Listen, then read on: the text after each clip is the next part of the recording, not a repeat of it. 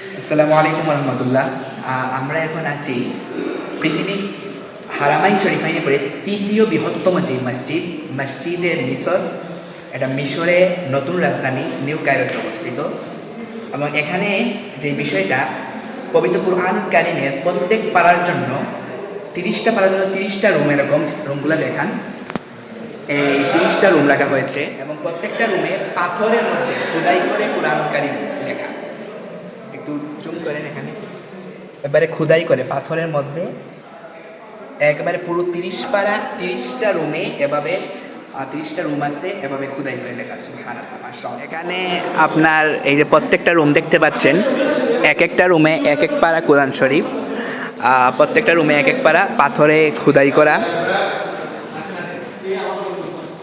আমরা দেখতেছি এই যে এটা হচ্ছে 28তম পারা,